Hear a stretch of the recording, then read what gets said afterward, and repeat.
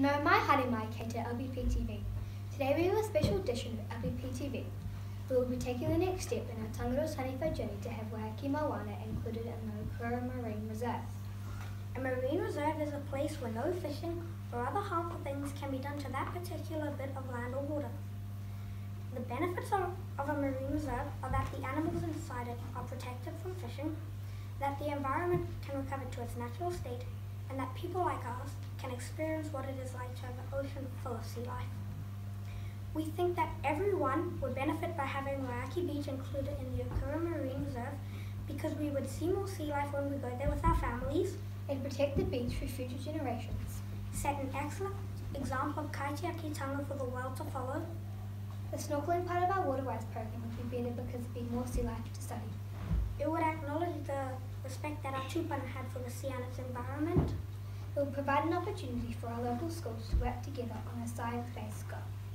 As Tangaroa Taniwha, we are lucky to host Miss Marja Lubeck, a local Member of Parliament from the Labour Party. Marja will be answering our questions on how she can help us with our already sponsored petition to have Waiheke Beach included in the Kura Marine Reserve. No mai haere mai kei te LBP-TV. Thank you for joining us today. Can you please tell us a little bit about yourself and what is your job? Tēnā koutou everyone, and thank you very much for the introduction. It's lovely being here. So as you have introduced me, I'm the newest, one of the newest members of Parliament for the Labour Party. So I just started my new job in September 2017, so that's 18 months ago.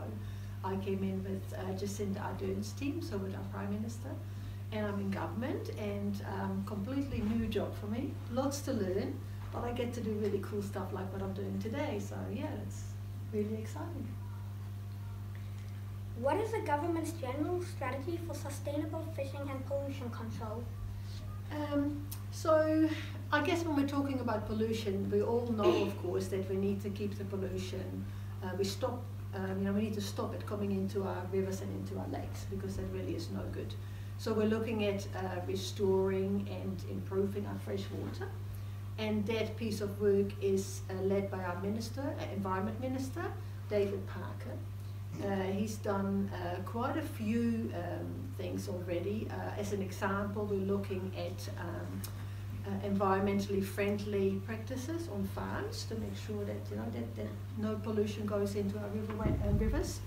We're also looking at an oversight unit. So basically, that is to make sure that everyone, including regional councils, are compliant when it comes to everyday management of fresh water and what we're doing in that space. And I'm going to look at my notes as well. Basically, we're also looking at introducing new standards and bottom lines on our what they call the national policy statement on fresh water. So that is looking at the bigger picture of fresh water, and we don't believe that the balance was the right balance, what we've seen so far. We believe that you need to have a strong economy, but also a clean environment. You need to have both. You can't have economic prosperity by basically having your environment eroded. So we think that's really important that we have a fine balance. You also asked me about sustainable fishing. It's probably easier to talk about what non or unsustainable fishing is when you use nets that kill everything in its path, and that's not what we want. So we actually have a piece of work where we look at profitability and sustainability being balanced. Like when I said strong government and a clean environment, we also believe that profitability and sustainability can go hand in hand. And our minister has put a very ambitious piece of work forward to Fisheries New Zealand, and they're looking at a lot of things. People have heard, for example, about the cameras on board of vessels. No decisions have been made about that yet, but that's something we're looking at. We're also looking at basically reforming and improving the fisheries management system. So basically that means that you look at how commercial fishing is reported and managed, so that we have a better idea on both those topics. When was the last time a Labour government put a new marine reserve in? So last time Labour was in government was before 2008, and in that period we created 19 new marine reserves.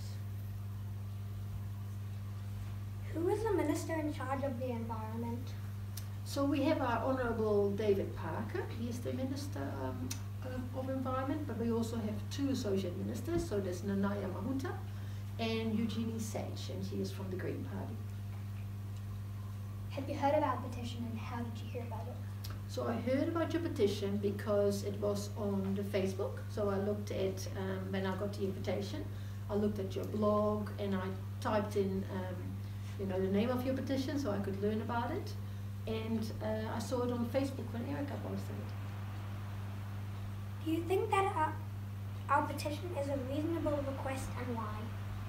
Yeah, look, I think petitions are really fantastic because petitions are your way of telling us in Parliament on what is important for you. You know, so you need to give us the messages and let us know what is important to you. And I guess because we are a government that cares about the marine life, it's really important that you have a petition that shows us, you know, that you believe that there are better ways of doing things. Do we have your support for Waiheke Beach to be included in the Kura Marine Reserve, and will you sign our petition? Yeah, so I think when you're looking at the importance of petitions in general, you know, it's great that you've started it. What happens with the petition once it's presented, it goes to a select committee, and so the select committee is made up of different parties, you know, from the opposition as well as the government, and they all sit together and talk together about how best to work with the material. Some really good people on there, and yeah, I'm super excited for it to go here and learn more about the details of it. Will you support Erica Stanford in fast-tracking our petition through Parliament after it closes on the 5th of July? Yeah, so I guess, like I said, it goes to a select committee, and then when it goes to the select committee and they will look at all the evidence, they will perhaps ask for submissions from people to come in and talk about this petition, and they will basically give a recommendation to us in Parliament as to what they believe needs to be done with this petition. And I think there are really good ways of promoting that. For example, when you bring a petition to Parliament, it can be done by electronic means, just submitting it, but you can also take it to us and give it to us on the steps of Parliament. And yeah, I'm looking forward to hopefully be there with Erica when she accepts it. Is there anything else you would like to share with us about how to approach our kaupapa? I just think that the mahi are doing on this issue and kaitiakitanga that you're showing has been really inspiring, and I think it's awesome to see you guys, you know, doing all that work on it. And I'm sort of hoping that I've asked the newspapers maybe if they're interested in the story and sent them some photographs and see if they may want to publish your story on what you've done and the whole process of how you're dealing with your petition. It's really good. Kia ora for helping Tangaroa Taniwha kaupapa to have Waiheke Beach included in the Kura Marine Reserve. We need as many political chants as possible to support us, and we are so pleased to have you on our side as part of our people. Thank you for joining us. Mā te wā. Mā te wā.